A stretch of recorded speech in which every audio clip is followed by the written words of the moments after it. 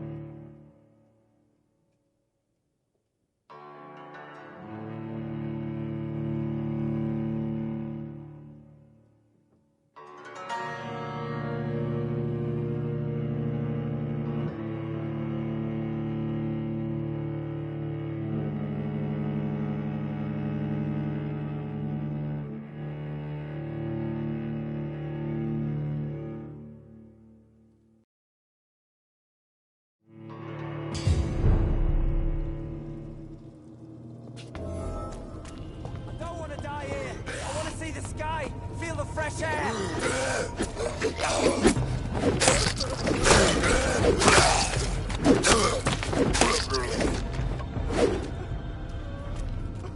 I can't breathe! I can't breathe!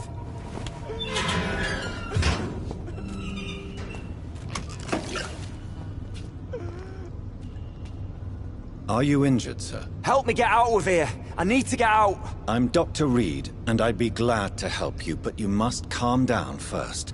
Please, take a deep breath and tell me your name. Okay. I'm Oswald Thatcher. Please, I need to get out. Mr. Thatcher, your friend Newton sent me to help you.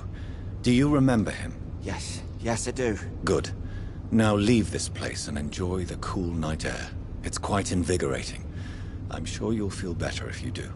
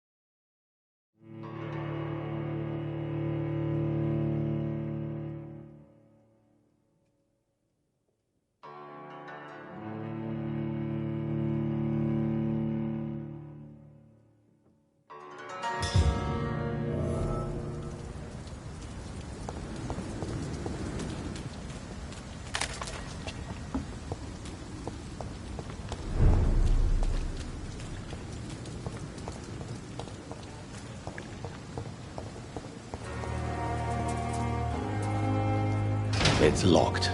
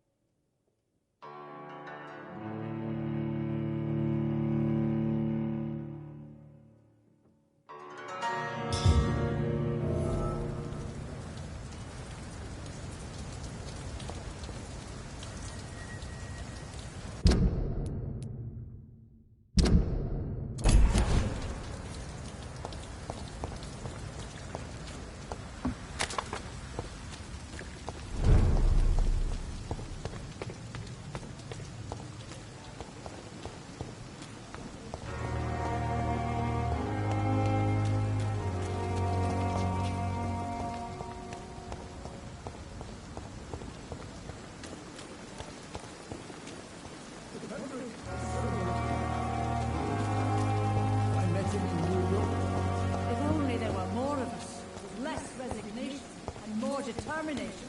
I know I can count. Wish I could say the same. You look at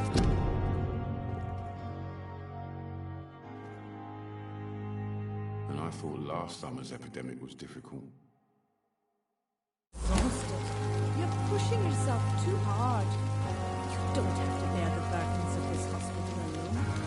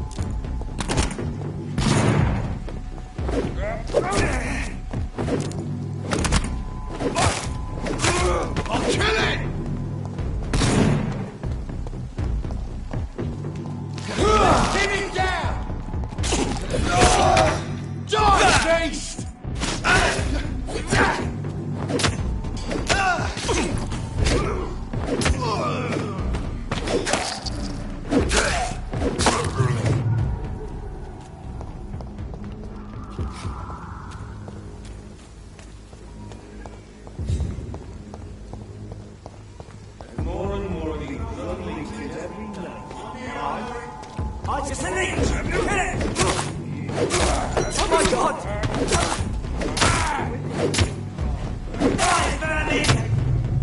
This suit's too fast!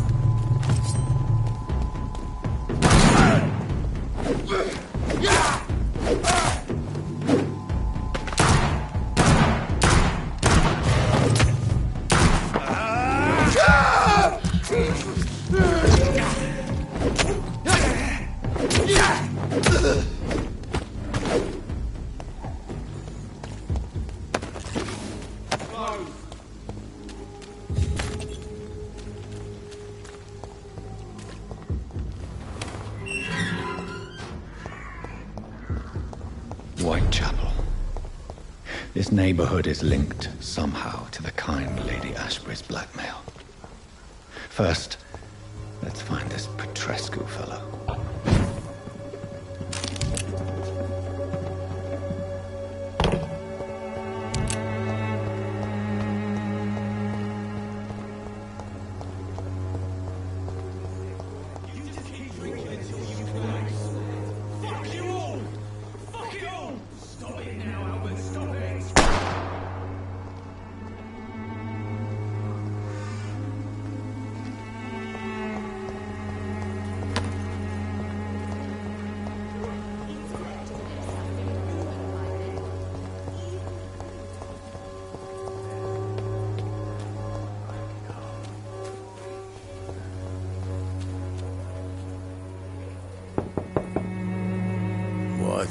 What do you want?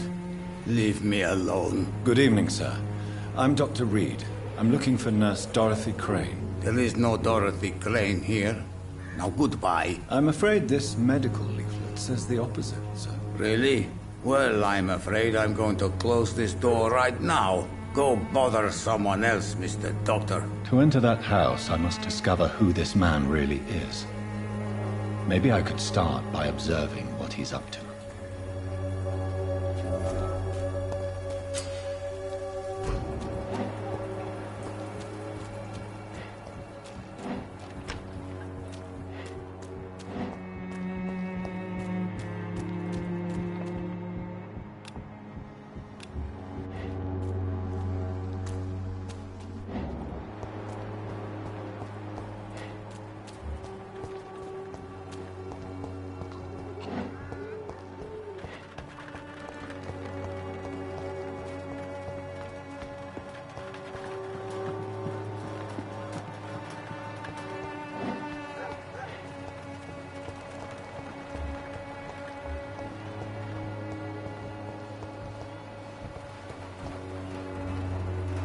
Good evening, miss. Good evening, sir. Are you interested in a miraculous cure for this unknown and deadly epidemic? Actually, I am. Then you have come to the right place. The famous Swanborough cordial is all you need to help keep you in perfect health. Oh, really? Why didn't I hear about it during my studies? I'm Jonathan Reed, by the way. Dr. Jonathan Reed. Ah, my brother has spoken of your research, sir. I'm Loretta Swanborough, and it's always a pleasure to meet a fellow healer. I'd like to see what kind of medicine you're selling.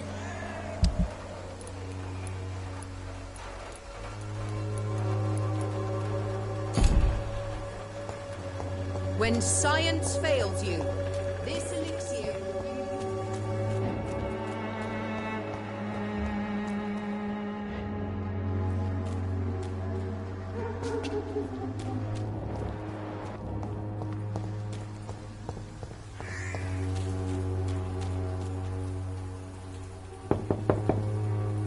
There's no one in.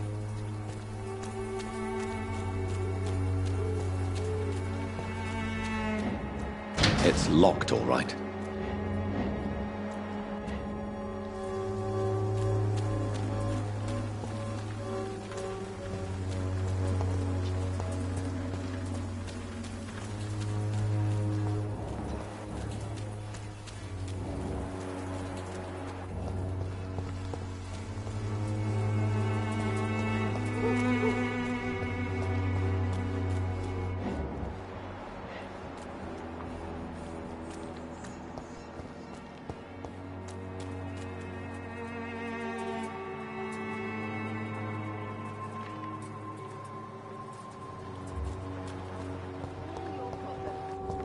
As long as you have the money.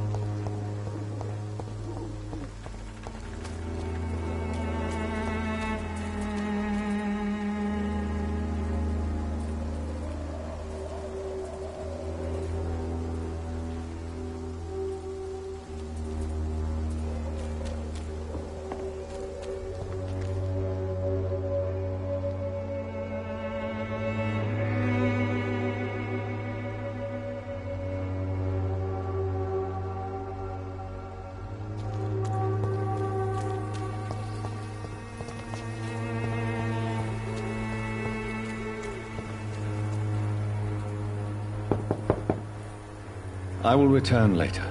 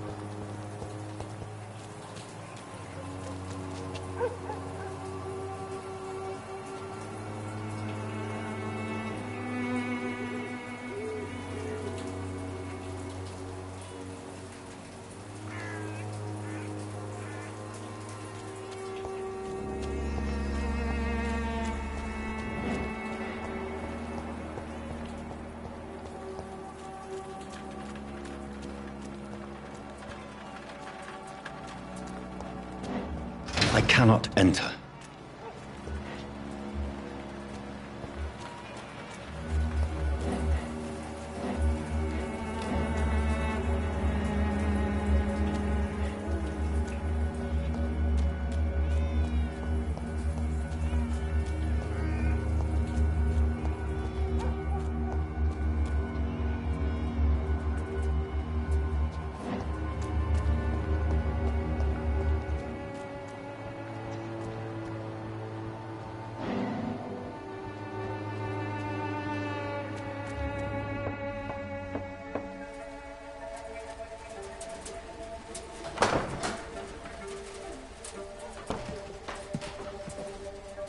A strange man was at the door with a pass for our medical facility. I refused him entry. Darius, how could you know he didn't need our help? His clothes were too finely tailored to be for Whitechapel. Perhaps just a friend of that stray poet who is always about. Richard Nithercott. No, not of the same cloth, this man. I suspect some machination from that journalist. Clayton Darby. Is he still asking questions? Yes. I saw him drifting around St. Mary's Church. I swear he is tracking me just downwind.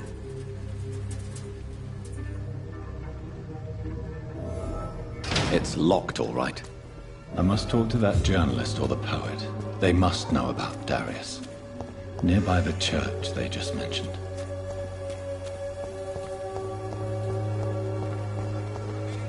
Come on, take a look. Don't be afraid. Welcome, sir. Please, take a browse of my wares. I am Dr. Reed. I would like to ask you a few questions, if you don't mind. Doctor? Interesting. I'm Barrett Lewis. Usually I don't have time to waste with talk, but at this hour of the night I can hardly refuse. Right then. Show me what you have.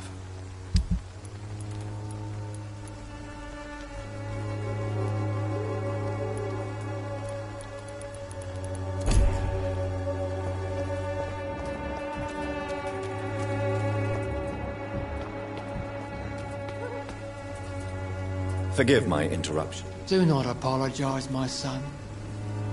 Father Tobias Whitaker is always happy to teach mortals about the incoming Armageddon. I am Dr. Jonathan Reed, and I just have a few questions. A scientist? You are much more lost than I thought, my son. I have heard enough for tonight. Goodbye.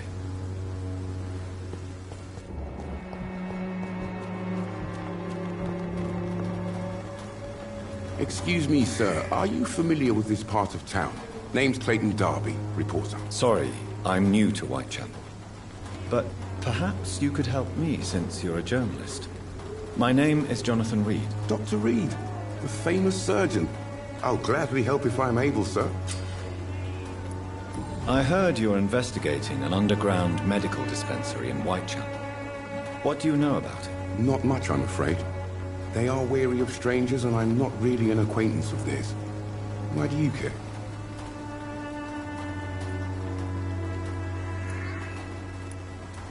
I'm a doctor, Mr. Darby. I care about everything involving public health and this epidemic. Are you sure you're not just concerned about the repercussions that a scandal involving a certain Nurse Crane from the Pembroke Hospital would bring? Without a doubt, you are a damn fine journalist, Mr. Darby. What do you know of her accomplice, a man named Darius? I don't know much about the man. He's very cautious. Never goes out. Doesn't seem to have any friends or family. He never goes out? No. A few days ago, he unexpectedly did. I followed him, but it was just a ruse to keep me away from his house. Really? How do you know? He went to the nearest mailbox, but just before posting his letter, he ripped it up and threw it away. He never goes out? No. A few days ago, he unexpectedly did. I followed him, but it was just a ruse to keep me away from his house. Really? How do you know? He went to the nearest mailbox, but just before posting his letter, he ripped it up and threw it away. I still have questions about that Darius fellow. I don't know much about the man. He's very cautious. Never goes out. Doesn't seem to have any friends or family. Goodbye, Mr. Darby. Farewell.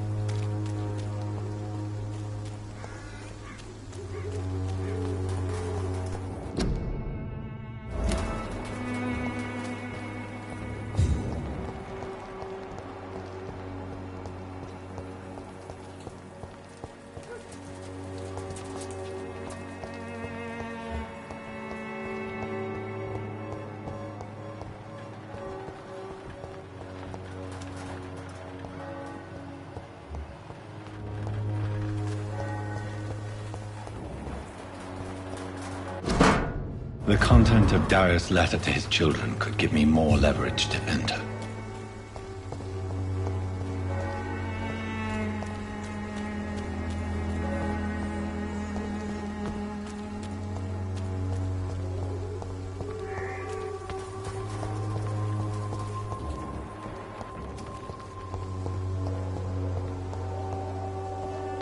I cannot enter.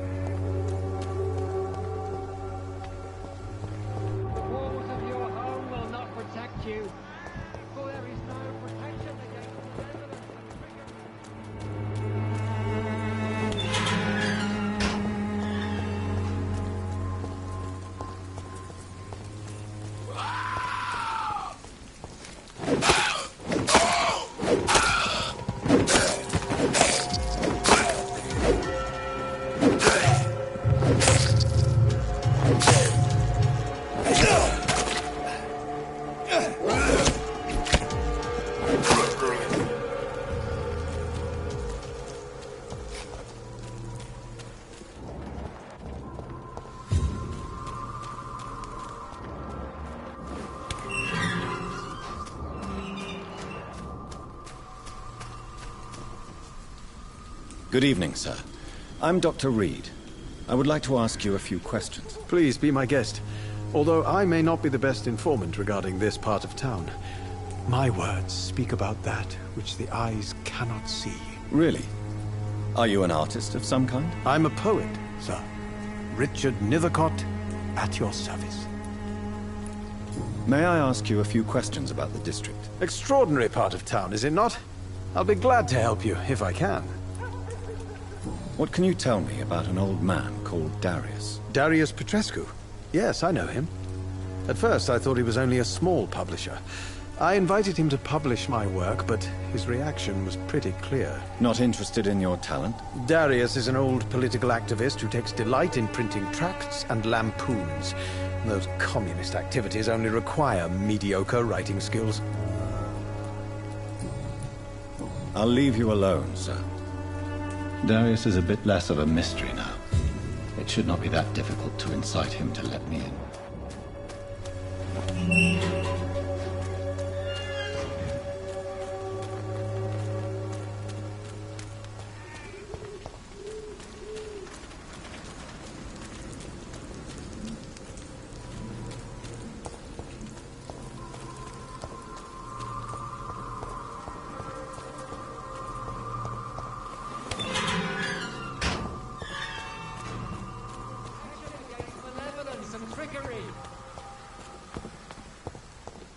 You are blinded by your quality.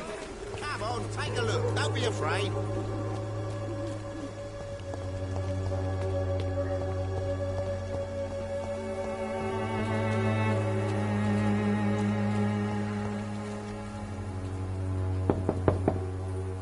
Mr. Petrescu, just 1 minute, please. You again. Go away.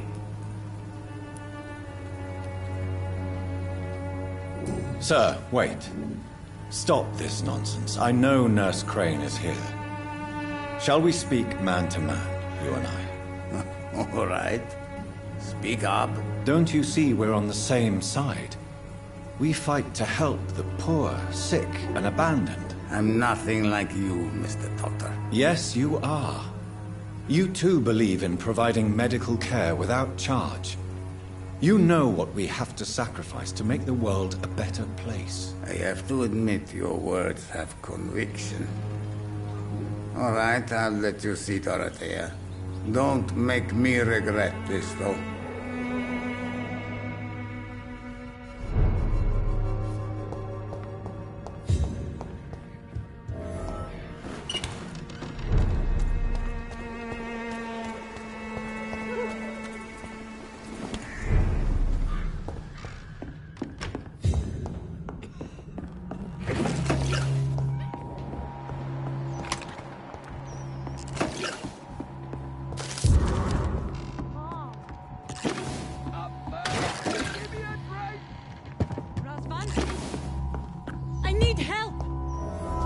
What do we have here, nurse? Patient Razvan Vasily. High fever running on 3 days.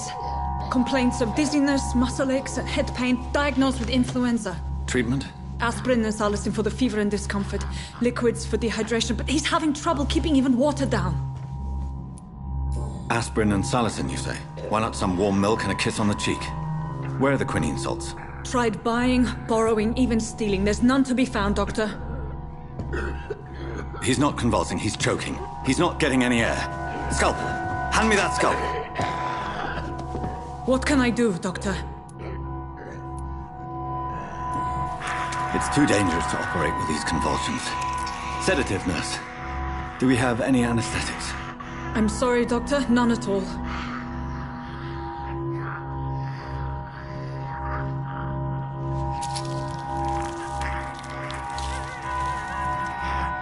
I need to perform a tracheostomy. Short pipe. That rubber tube will do. We're going to cut a passage for air through the neck. Yes, Doctor. He's breathing again, but he's coughing up blood. Internal hemorrhaging. I need to make another incision into the chest cavity to drain the fluids from the lung. Prepare another tube. A thoracostomy. Doctor, we've nothing to fight the infection. We need an aseptic environment. Don't question me, nurse. I need a drain. Now. Yes, Doctor.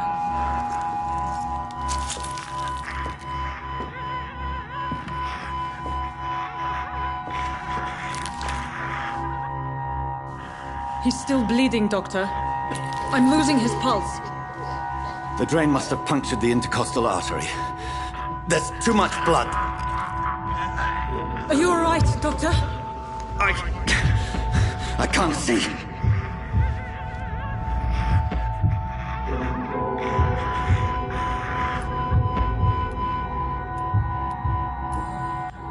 Yes, I have this, nurse. Allow me to finish the procedure alone. I need the room. I'd prefer to stay and see this through. This is my patient, Doctor. I have needle and thread for stitching the wound.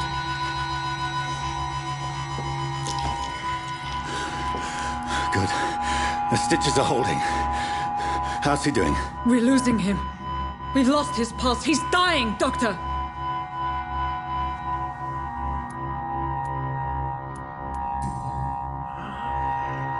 A dose of epinephrine, now. Yes, Doctor.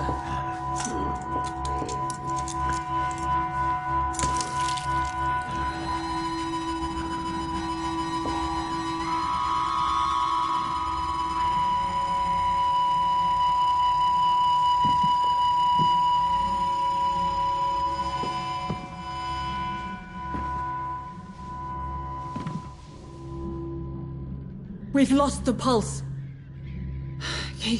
He's gone, Doctor. Nurse, we did everything we could. Truly? Everything you could? Is that how you'll report this in your log? Is this how the war went? Piling up one poor corpse beside the next? This was not an influenza-induced seizure. I've never seen symptoms like these on the continent. Neither have I. But the previous symptoms leading up to this attack were the same, indistinguishable from the epidemic. No. There was something more vile in these reactions. Something primitive. There have been numerous reports of mental breakdowns caused by the fever that accompanies the fluid self, Doctor. Yes, but... I'd best take some samples of the blood for analysis.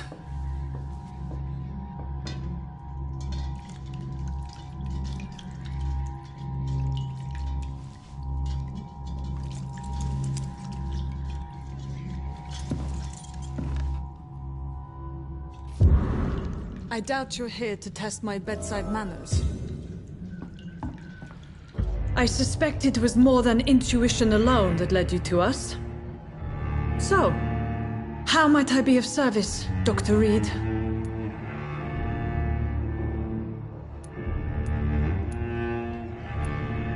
The risks you've taken for your friends in Whitechapel are criminal, and you can pay dearly for them. Doctor, you think your warnings scare me? I've stolen and plied, blackmailed and lied, but what else am I to do? I'm all these people have.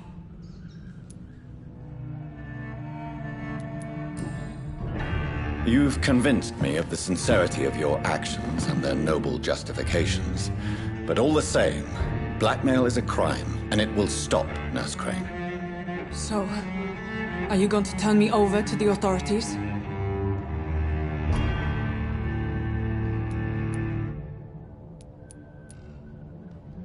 Nurse Crane, there is no question that the work you've done here is extraordinary, but this dispensary is incapable of coping with the outbreak. It's only a question of days before the situation at hand will overwhelm us. I cannot allow it. It's my duty to put an end to this immediately.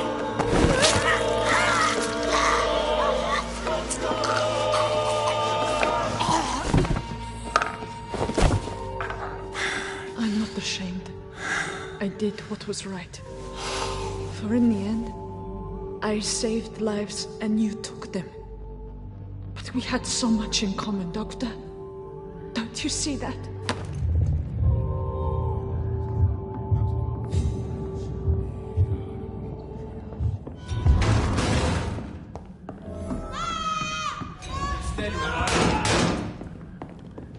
Open it!